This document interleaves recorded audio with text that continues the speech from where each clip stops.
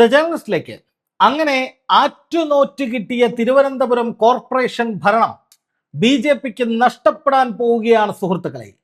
അതിന് രണ്ട് കാരണങ്ങളുണ്ട്. അതിൽ ആദ്യത്തെ കാരണം എല്ലാവർക്കും അറിയാം. കൗൺസിലർ സുഗതൻ അറസ്റ്റിലായി സെൻട്രൽ ജയിലിലാണ്. കപ്പകട്ട കുറ്റത്തിനല്ല, കാപ്പ കേസിനാണ് പിടിച്ചകത്തിട്ടിരിക്കുന്നത്. അതുകൊണ്ട് തന്നെ ഇറങ്ങിപ്പോരാൻ കുറച്ച് പാടുപെടും. രണ്ടാമത്തെ കാരണം നിങ്ങളിൽ അധികമാരും അറിയാത്ത ബി.ജെ.പിയിലെ കനത്ത വിഭാഗീയതയും തമ്മിൽ തല്ലുമാണ്. മേയറായി വി രാജേഷ് തിളങ്ങുന്നത് കണ്ട് ബി.ജെ.പി സംസ്ഥാന അധ്യക്ഷൻ രാജീവ് ചന്ദ്രശേഖറിന് സഹിക്കുന്നില്ല എന്നും രാജീവ് ചന്ദ്രശേഖർ ഈ വിഷയത്തിൽ നിശബ്ദത പാലിക്കുന്നത് അതുകൊണ്ടാണെന്നും ബി.ജെ.പിയുടെ കോർപ്പറേഷൻ ഭരണം അവസാനിക്കാൻ വേണ്ടി രാജീവ് ചന്ദ്രശേഖർ തന്നെ ഒത്താശ ചെയ്യുന്നുവെന്നുമുള്ള പ്രചാരണം ബി.ജെ.പി ഗ്രൂപ്പുകളിൽ വ്യാപകമായി കാട്ടുതീ പോലെ പടർന്നുകൊണ്ടിരിക്കുകയാണ്. തെളിവ് എൻ്റെ പക്കലുണ്ട്, ഞാൻ കാണിച്ചു തരാന്നേ. നോക്കൂ, മെട്രോമാൻ എന്ന് പറയുന്ന ഫേസ്ബുക്ക് പേജ് കൂട്ടായ്മയാണ്. ഇത് ബി.ജെ.പിക്ക് വേണ്ടി, സംഘപരിവാറിന് വേണ്ടി മാത്രം പ്രവർത്തിക്കുന്ന ഒരു പേജാണ്. ഇപ്പോൾ ഇതിൽ വന്നുകൊണ്ടിരിക്കുന്ന പോസ്റ്റുകളും ഇതിനു മുമ്പുള്ള പോസ്റ്റുകളും ഒക്കെ പരിശോധിച്ചാൽ മനസ്സിലാകും. ഇതിൽ പോസ്റ്റ് ചെയ്യുന്നത് അടക്കം തീവ്ര സംഘപരിവാർ അനുഭാവികളാണ്, കുറേയൊക്കെ ഫേക്ക് ഐഡികളാണ്. പക്ഷേ അതെല്ലാം സംഘപരിവാർ IT സെല്ലിന്റെ ഭാഗമായി ഉണ്ടാക്കിയെടുത്തവയാണ് എന്ന് സംശയിക്കാവുന്നതാണ്. അതിൽ വന്നിരിക്കുന്ന പോസ്റ്റ് നോക്കൂ. സ്വന്തം കൗൺസിലറെ കോൺഗ്രസ് ഗവൺമെന്റും പോലീസും വേട്ടയാടുമ്പോൾ ബി.ജെ.പി പ്രസിഡന്റ് മിണ്ടാതിരിക്കുന്നത് ആർക്കു വേണ്ടിയാണ്? ബി.ജെ.പി പറയട്ടെ. സ്വന്തം പാർട്ടിയുടെ ജനപ്രതിനിധിയെ രാത്രിയുടെ മറവിൽ വീട്ടിൽ കയറി ഭാര്യയുടെയും മക്കളുടെയും മുന്നിൽ തോക്കു ചൂണ്ടി വലിച്ചിഴച്ചു കൊണ്ടുപോയിട്ടും കള്ളക്കേസും കാപ്പയും ചുമത്തിയിട്ടും കേരള ബി.ജെ.പി പ്രസിഡന്റ് ഒരു അക്ഷരം മിണ്ടിയില്ല. ആ വാക്കോർത്ത് വെച്ചോണേ. കള്ളക്കേസും കാപ്പയും ചുമത്തിയിട്ട് നിരപരാധിയായ സുഗതനെ കൊണ്ടുപോയപ്പോൾ അതിനുള്ള ഉത്തരം വേറൊന്ന് വരുന്നുണ്ട്, കാണിച്ചു തരാം. ഇപ്പൊ ബാക്കി. നേമം MLA കൂടിയായ രാജീവ് ചന്ദ്രശേഖർ സാർ അങ്ങ് എന്തുകൊണ്ടാണ് മൗനം പാലിക്കുന്നത്? ആ സാർ വിളിയുടെ അർത്ഥം എന്താണ് എന്ന് ഒന്നുകൂടി ഇരുത്തി വായിച്ചാൽ മനസ്സിലാവും. തിരുവനന്തപുരം നഗരസഭ Vazhottukonam division BJP councillor R സുഗതനെ വധശ്രമ കേസിന്റെ പേരിൽ വട്ടിയൂർക്കാവ് പോലീസ് അന്യായമായി അറസ്റ്റ് ചെയ്തിട്ട് ദിവസങ്ങളായി. ഒരു ജനപ്രതിനിധിയോട് കാട്ടാവുന്ന ഏറ്റവും വലിയ അപമാനം. എന്നിട്ടും സംസ്ഥാന നേതൃത്വം ഉറക്കം നടിക്കുന്നു. ഇതിലും നാണക്കേട് എന്തെന്നാൽ അങ്ങയുടെ ഉടമസ്ഥതയിലുള്ള ഏഷ്യാനെറ്റ് ന്യൂസ് ഇതേ സുഗതനെതിരെ ഘോരഘോരം ചർച്ച നടത്തി വിചാരണ ചെയ്യുകയാണ്. പോലീസിന്റെ ഭാഷ്യം അതേപടി ഏറ്റുപിടിച്ച് സ്വന്തം പ്രവർത്തകനെ ബലിയാടാക്കുകയാണോ? CPM സംസ്ഥാന സെക്രട്ടറി പറഞ്ഞ ആ ഡീൽ ശരിയാണെന്ന് നാട്ടുകാർ സംശയിച്ചാൽ കുറ്റം പറയാൻ പറ്റുമോ? രാജീവ് ചന്ദ്രശേഖർ സാർ 4 ചോദ്യങ്ങൾ. 1, സ്വന്തം കൗൺസിലർക്ക് വേണ്ടി ശബ്ദിക്കാൻ പേടിയാണോ അതോ ഡൽഹിയിൽ നിന്ന് അനുവാദം കിട്ടിയില്ലേ? 2, തിരുമല അനിലിന്റെ ഗതി സുഗതനും വരുത്താനാണോ പ്ലാൻ?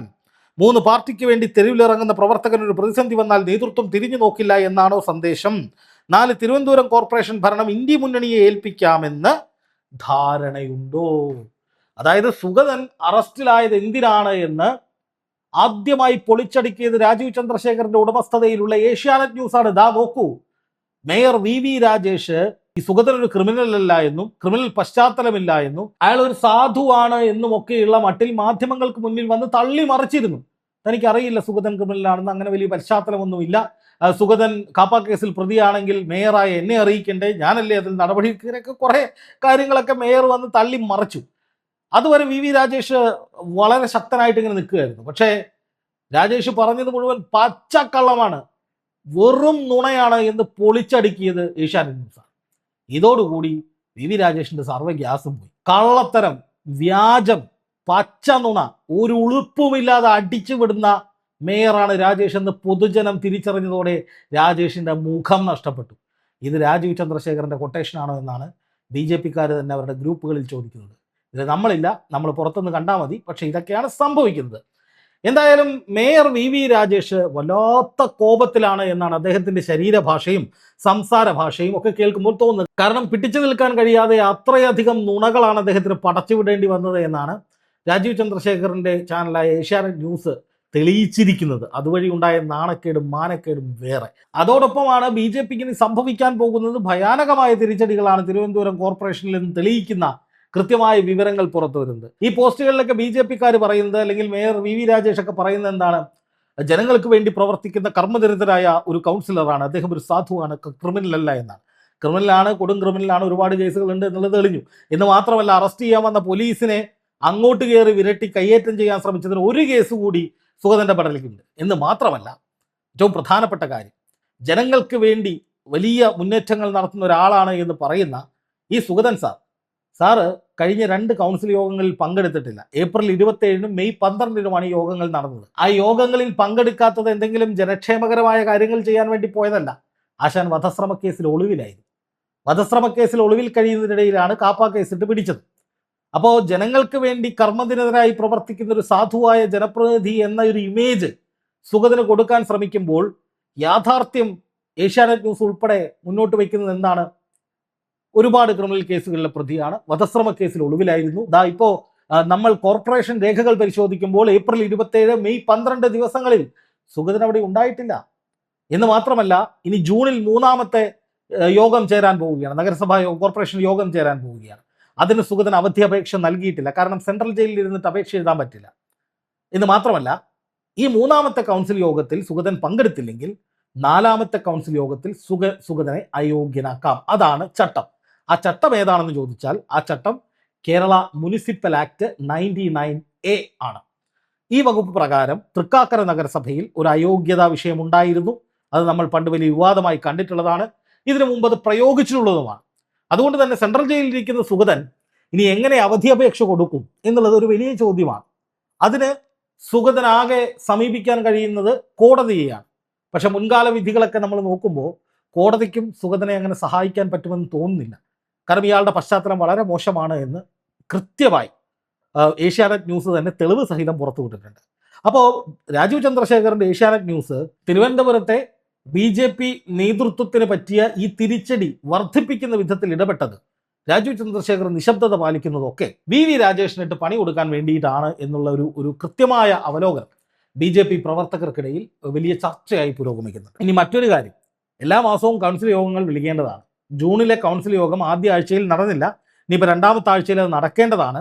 അത് തടഞ്ഞു വെക്കാൻ മേയർക്ക് കഴിയുകയുമില്ല. പ്രതിപക്ഷത്തിരിക്കുന്ന ശബരിനാഥൻ അദ്ദേഹം മേയർ രാജേഷിന് എത്രയും പെട്ടെന്ന് കൗൺസിൽ യോഗം വിളിക്കണം എന്ന് പറഞ്ഞ് കത്ത് കൊടുത്തിട്ടുണ്ട്. ഇതോടെ മേയർ കുടുങ്ങിയിരിക്കുകയാണ്. എന്ന് മാത്രമല്ല, LDF ഉൾപ്പെടെ വലിയ പ്രതിഷേധങ്ങൾ സുഗതനെ അയോഗ്യനാക്കണമെന്ന് ആവശ്യപ്പെട്ടുകൊണ്ട് നടത്തിക്കൊണ്ടിരിക്കുകയുമാണ്. അപ്പോൾ അതുകൊണ്ട് തന്നെ സുഗതനെതിരെ കർശനമായ നടപടികൾ ഉണ്ടാകും എന്ന് തന്നെയാണ്, അല്ലെങ്കിൽ അയോഗ്യനാകും എന്ന് തന്നെയാണ് വിലയിരുത്തപ്പെടുന്നത്. അങ്ങനെ സുഗതൻ അയോഗ്യനായാൽ BJP ഭരണം തിരുവനന്തപുരത്ത് നഷ്ടപ്പെടേണ്ടി വരും. കാരണം 50 അംഗങ്ങളാണ് തിരുവനന്തപുരത്ത് BJPക്കുള്ളത് കോർപ്പറേഷൻ.